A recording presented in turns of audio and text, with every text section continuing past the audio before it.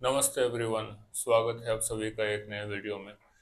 मेरा नाम पारिजात है। I am a clinical dietitian. Currently I am working in a multi speciality hospital in Ranchi, Jharkhand.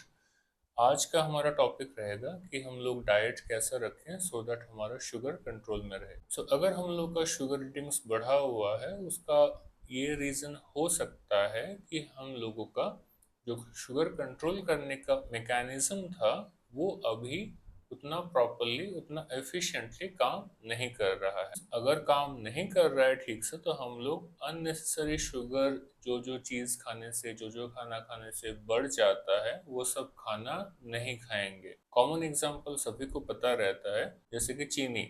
चीनी नहीं खाना है, ऑब्वियसली चीनी नहीं खाना है, हम सभी को ऑलरेडी ये पता ही है। बट जो कि बहुत सारे लोगों को नहीं पता रहता है कि चीनी के साथ साथ बहुत सारे ऐसे और भी खाना है जो कि अगर हम लोग खाएंगे तो वो चीनी जैसा ही काम करता है। जैसे चावल, ब्रेड, बिस्किट्स, कुछ हद तक दाल, रोटी, गेहूं का, आलू, केक्स वगैरह, जो भी स्वीट्स वगैरह होते हैं, वो स्वीटनेस के तौर पे बहुत लोग गुड़ खाते हैं। जैगरी सेम चीज़ है, हनी सेम चीज़ है।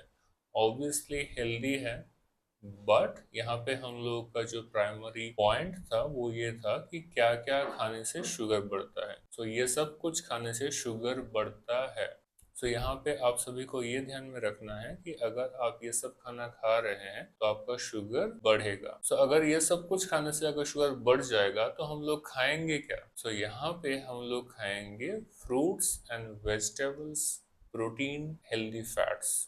Yes, healthy fats. हम लोगों को फैट्स खाना है, हम लोगों को प्रोटीन खाना है, हम लोगों को फ्रूट्स एंड वेजिटेबल्स खाना है। ये सब हम लोग खा सकते हैं। एक्चुअली में ये सब आप बहुत हाई क्वांटिटी में खा सकते हैं, ऐसा कुछ ज्यादा प्रॉब्लम नहीं होगा। अभी एक आइडियल सिनारियो हम लोग ले लेते हैं। ब्रेकफास्ट में हम लोग इंडियंस क्या खाते हैं? आइदर उपमा, या फिर पोहा, या फिर रोटी सब्जी, या फिर ब्रेड वगैरह। और उसके पहले चाय बिस्किट ऑलरेडी हो जाता है, उसमें दूध रहता है चाय में, एंड चीनी भी रहता है, एंड बिस्किट भी रहता है। यहाँ पे आप देख रहे हैं कि चाय में चीनी एंड ब्रेड में या फिर बिस्किट्स में मैदा। बाकी का अगर उपमा खा रहे हैं या फिर पोहा खा रहे हैं तो वो भी अल्टीमेटली कार्बोहाइड्रेट्स ही है। यहाँ पे अगर हम लोग रोटी सब्जी खा रहे हैं तो सब्जी छोड़ के अगर सब्जी में आलू डल गया तो वो भी कार्बोहाइड्रेट ही है। यहाँ पे अगर गेहूं का रोटी खा रहे हैं तो वो भी कार्बोहाइड्रेट ही है। यहाँ पे ये सब खाएंगे तो शुगर बढ़ेगा। इन सब के रिप्लेसमेंट के तौर पे हम लोग ऐसा कुछ खाना खाएंगे जिसमें कार्बोहाइड्रेट कम है। जैसे कि जो नॉन वेजिटेरियन है वो लोग खा सकते हैं एग्स, अंडा, होल अंडा। प्लीज, आपको येलो वाला फेंकना नहीं है। हम लोगों को अंडे का जो पीला वाला फैट रहता है वो इन जनरल वो पूरा नहीं होता है। आराम से दिन में 1 से 2 खा सकते हैं, कोई प्रॉब्लम नहीं है। अगर आपके पास कहीं पे ऑर्गेनिक एग्स मिल जाता है, बेसिकली उसको हम लोग देसी मुर्गी का अंडा भी बोलते हैं, वो और ज्यादा फायदेमंद है। उसका जो पीला वाला भाग है that is very high in omega 3। Omega 3 आप लोगों ने नाम सुना होगा, हेल्दी फैट्स आप बिल्कुल खा सकते हैं। होल एग्स, ऑब्वियसली जो वेजिटेरियन है उनके लिए प्रोटीन के तौर पे वो पनीर का कुछ खा सकते हैं या फिर छेना वगैरह। ये सब फर्स्ट मील में रखना है। यानी कि जो ब्रेकफास्ट कर रहे हैं वहां पे आपको प्रोटीन का एक सोर्स रखना ही रखना है। इसके बाद जो एक्चुअली में आप खा सकते हैं इन जनरल ब्रेकफास्ट में, जो हेवी मील रहेगा वो रहेगा समथिंग जिसमें वेजिटेबल्स यानी कि फाइबर ज्यादा है। जैसे कि अगर आप ओट्स खा रहे हैं तो ओट्स में आप ओट्स का चीला बनाइए, या फिर आप वेजिटेबल्स डाल के उसको वेज ओट्स बना सकते हैं, बट उसमें वेजिटेबल्स का मात्रा ज्यादा रखना है। उसके साथ आप सैलड भी ऐड कर सकते हैं, फ्रूट सैलड, या फिर कोई भी एक नॉर्मल एक फल। यहाँ पे अगर आप देखेंगे तो आपने प्रोटीन के तौर पे कुछ ना कुछ प्रोटीन का सोर्स रख दिया, आइदर छेना या फिर पनीर जो वेजिटेरियन है, एंड जो नॉनवेज है उनके लिए एग्स। एक प्रोटीन का सोर्स हो गया, एंड फाइबर के लिए आप लोगों ने वेजिटेबल्स ऐड कर दिया, एंड पेट भरने के लिए आप यहाँ पे वेजिटेबल ओट्स या फिर उपमा भी खा सकते हैं, बट उपमा से ज्यादा वेजिटेबल्स रहना चाहिए। यहाँ पे जो लोग रोटी सब्जी खा रहे हैं, ट्राई करना है कि गेहूं का रोटी से बेटर रहेगा मिलेट्स का रोटी, रागी, ज्वार, बाजरा, ये सब कुछ भी चलेगा। कॉर्न नहीं खाना है, यानी कि भुट्टा, ये आपका शुगर को और बढ़ा देगा। तो आप पैटर्न देख रहे हैं, यहाँ पे हम लोग प्रोटीन्स ऐड कर रहे हैं, यहाँ पे हम लोग हेल्दी फैट्स ऐड कर रहे हैं, यहाँ पे हम लोग फाइबर ऐड कर रहे हैं। एंड जो बल्क रहेगा, वो बल्क यानी कि खाने का जो ज्यादातर क्वांटिटी रहेगा, वो आपका प्रोटीन, फैट्स एंड फाइबर, यही सब चीजों से भरा हुआ है। हम लोग कार्बोहाइड्रेट खा के पेट नहीं भर रहे हैं। इसके साथ अगर आप चाय पीना चाहते हैं तो आप लाल चाय या फिर नॉर्मल ग्रीन टी या फिर मसाला टी या फिर जिंजर टी वगैरह पी सकते हैं चाय के तौर पे। बिस्किट यहाँ पे उतना हेल्दी नहीं है। अगर आपको कहीं पे लो कार्बोहाइड्रेट कुकीज वगैरह मिल जा रहा है तो वो ठीक है, अदरवाइज बिस्किट्स के जगह पे अगर आप 2-3 आलमंड्स खा लेंगे या फिर 2-3 वॉलनट्स खा लेंगे तो अच्छा रहेगा। आलमंड्स अगर आप खा रहे हैं तो ट्राई करना है उसको सोक करके उसका जो स्किन है वो हटा के खाने के लिए। ये करने से आलमंड्स के अंदर जो एंटी न्यूट्रिएंट रहता है वो डीनेचर हो जाता है। नेक्स्ट आते हैं मिड मील में। मिड मील में अगर आपके पास टाइम है तो आप कोई भी एक सीजनल फ्रूट्स खा सकते हैं, जैसे कि एप्पल हो गया, पियर्स हो गया, पपाया हो गया, ये सब आप कुछ खा सकते हैं। फ्रूट्स में आपको ये ध्यान में रखना है कि फ्रूट्स अगर ज्यादा पका हुआ रहेगा तो वो हाई शुगर कंटेंट करेगा। फल को खाना है, फल को पीना नहीं है। फल हमेशा आपको स्किन के साथ खाने के लिए ट्राई करना है या फिर बीज के साथ, जहाँ पे भी ये अप्लाई करता है। एग्जाम्पल के तौर पे एप्पल का स्किन आपको खाना है, एप्पल का बीज आपको नहीं खाना है। पोमेग्रेनेट यानी कि अनार, अनार का जूस नहीं पीना है, आपको अनार खाना है, उसका सीड्स आपको चबा के निगलना है। ऑरेंजेस, बीज नहीं खाना है, उसका जो फाइबर है उसको आपको चबा के खा लेना है। अभी आते हैं लंच में। लंच में यहाँ पे पहले वीडियो में हम लोग ऑलरेडी डिस्कस कर चुके हैं। हम लोग खाना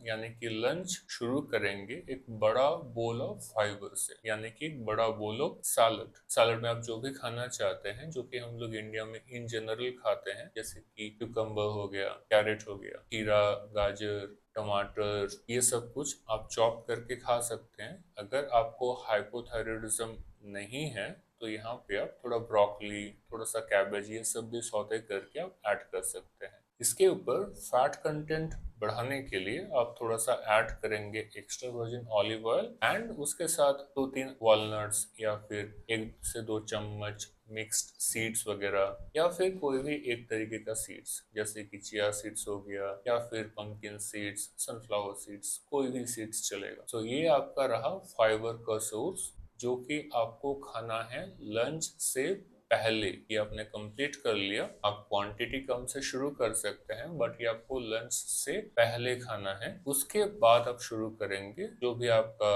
एक्चुअल में खाना है, जैसे कि नॉनवेज के केस में लेते हैं कि अंडा या फिर चिकन या फिर फिश करी। यस, आप ये सब करी बना के खा सकते हैं, कोई प्रॉब्लम नहीं है। आपको जस्ट ये ध्यान में रखना है कि उसमें ज्यादा तेल या फिर ज्यादा मसाला डाला हुआ नहीं है।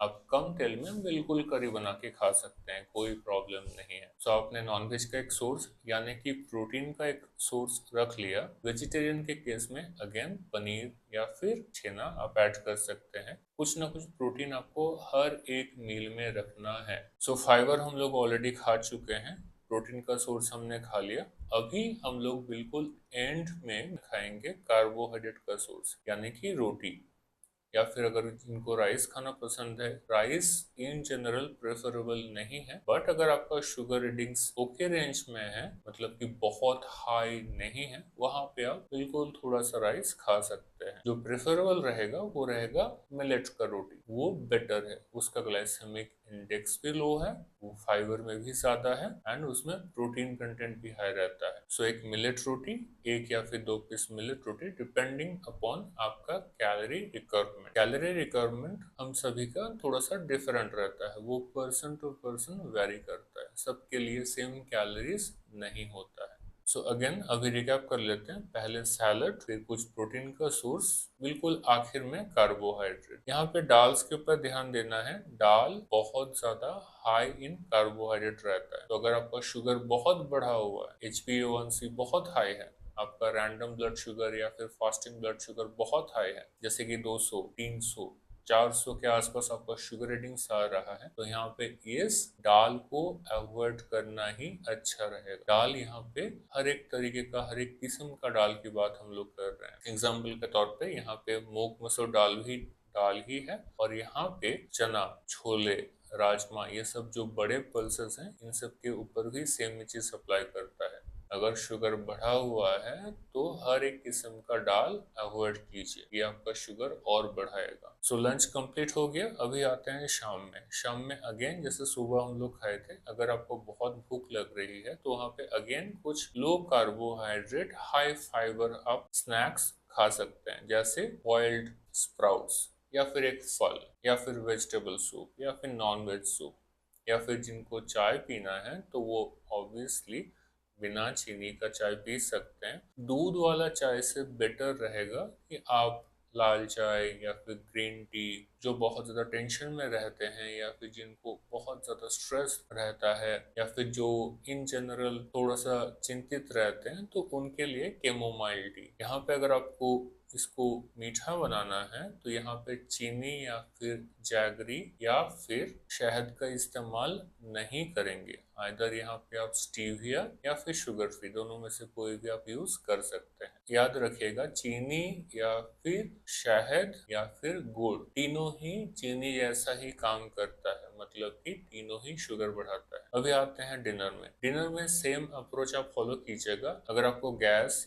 या फिर पेट में कुछ दिक्कत नहीं होता है तो यहाँ पे भी आप फाइबर खा के ही अपना डिनर शुरू कीजिएगा। अगर गैस होता है तो वहां पे आप स्किप कर सकते हैं, बट बाकी का जो मील का पैटर्न रहेगा, यानी कि हम लोग हर एक मील में जैसे प्रोटीन एंड फैट्स रख रहे हैं, वैसे ही डिनर में भी प्रोटीन एंड फैट्स रखना है एंड उसी से खाना शुरू करना है। एग्जाम्पल के तौर पे थोड़ा बहुत आपने पनीर या फिर अगेन कुछ ना कुछ आपने नॉन वेज का प्रोटीन सोर्सेस रख लिया, जैसे maybe 40-50 grams of non veg, chicken breast या फिर एग वाइट या फिर फिश एक्सेट्रा, ये सब आपने रख लिया। उसके साथ आप एक या फिर दो मिलेट रोटी खा सकते हैं। यहाँ पे अगेन थोड़ा सा ध्यान दीजिएगा, यहाँ पे लो कार्बोहाइड्रेट मील के तौर पे जो अंकुरित हरा मूंग है उसका पेस्ट बना के आप उसका चीला भी यूज कर सकते हैं। उसका चीला अगर आप 1 से 2 पीस खाएंगे तो उसमें भी आपका शुगर लेवल्स कंट्रोल ही रहेगा। So protein, fats and fibre, ये सब आपको अपने डाइट में रखना है। सोने से पहले अगर आपको दूध पीना है तो आप डबल टोन दूध आप थोड़ा बहुत पी सकते हैं, कोई प्रॉब्लम इसमें भी नहीं है। अगर आपको गैस होता है तो दूध के बदले आप थोड़ा सा सोया मिल्क या फिर थोड़ा सा आलमंड मिल्क वगैरह पी सकते हैं। अगर आपको कुछ खाने का मन कर रहा है तो आप 4-5 वॉलनट्स भी खा सकते हैं। सो यहाँ पे अगेन रिकैप कर लेते हैं, हर एक मील में थोड़ा सा प्रोटीन जरूर रहना चाहिए। आपको एक हाई प्रोटीन डाइट फॉलो करने का कोई जरूरत नहीं है, बट आपको जो बेसिक मिनिमम रिक्वायरमेंट रहता है प्रोटीन का, आपका बॉडी वेट जितना ग्राम है उतना ग्राम के आसपास पर डे। अगर आपका बॉडी वेट 70 ग्राम्स है तो आपको ट्राई करना है 65 to 70 ग्राम्स के आसपास हर दिन प्रोटीन आपके डाइट में रहे। तो यहाँ पे कुछ ना कुछ थोड़ा बहुत प्रोटीन का सोर्स आपको हर एक मील में रखना है। खाली रोटी या फिर भुजिया खाके आपका मील कंप्लीट नहीं होना चाहिए। इसमें आपका शुगर को कंट्रोल करने के लिए कोई भी नेसेसरी चीज नहीं मिला आपके बॉडी को, ना ही फाइबर मिला, ना ही प्रोटीन मिला, ना ही फैट्स मिला। जो मिला वो ज्यादातर कार्बोहाइड्रेट है एंड थोड़ा सा नाम के वास्ते fibre. That is not enough. अगर आपको अपने शुगर को बहुत एफिशिएंटली कंट्रोल करना है तो यहाँ पे आपको कार्बोहाइड्रेट से ज्यादा आपको फोकस देना है प्रोटीन, फैट्स एंड फाइबर के ऊपर। मेडिकेशन आप जो आपके डॉक्टर लिखे हैं उसको कंटिन्यूअसली लेते रहिए। हफ्ते में 2 से 3 दिन आप अपना शुगर जरूर जांच कीजिए, एक खाली पेट, एक बार खाना खाने के 2 घंटे बाद और एक बार शाम में कभी रैंडमली। अगर आपका HbA1c बढ़ा हुआ है या फिर इसको हम लोग ग्लाइकोसाइलेटेड हीमोग्लोबिन भी बोलते हैं, अगर A1c आपका बढ़ा हुआ है तो वहां पे आपको बहुत ध्यान से डाइट फॉलो करना पड़ेगा। कुछ भी पूछना रहेगा प्लीज आप कमेंट सेक्शन में पूछ सकते हैं। अगर आपको वन-ऑन-वन कोचिंग चाहिए या फिर कंसल्टेशन चाहिए तो उसके लिए भी आप कमेंट सेक्शन में आप लिख सकते हैं। ध्यान रखिए अपना, खूब एक्सरसाइज कीजिए, लाइफ एंजॉय कीजिए एंड हैप्पी रहिए। मिलते हैं जल्दी।